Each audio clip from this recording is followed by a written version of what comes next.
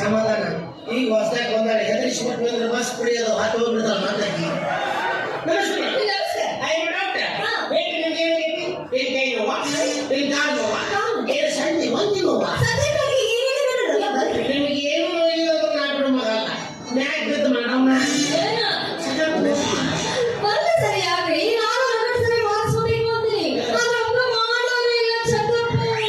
ಈ ಮಾತು ವಾಪಸ್ ತಗೋಯವನಿ ಜಾತ್ರೆಗಂದ್ರೆ ರೋಸು ಮಂದಿ ತಾತ ಸೋಪ ಹಾಕೊಂಡು ಬಂದ್ಬಿಡ್ತಾರೆ ಚೆಕ್ ಮಾಡ್ತೀವಿ ಅಂತಂದ್ರೆ ಹೊಟ್ಟೆ ಚಿಂತೆ ಮಾಡ್ಬೇಡಿ.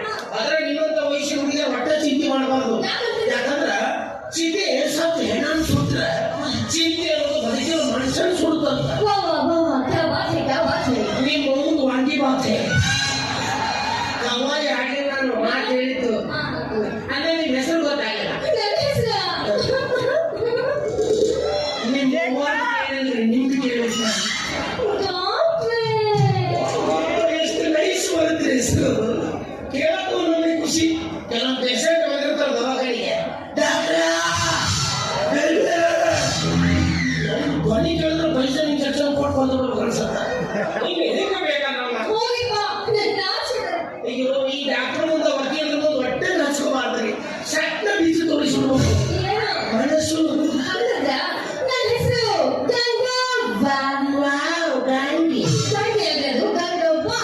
ನೀವು ಹೇಳಿದ್ರಿ ನಾ ತುಂಡು ಮಾಡಿ ಹೇಳಿದ್ದಾರೆ ಇದ ಹೆಸರು ಯಾಕಿಟ್ರಿ ಮೋಸ್ಟ್ಲಿ ಅದು ಹಿಂಗಾಗೈತಿ. ನಿಮ್ಮ ಅವ್ವ ನಿನ್ನ ಕಳ್ಳು ಹಾಡ್ತಾಳ ಹಂಗ ಹ್ಞೂ ಅನ್ನು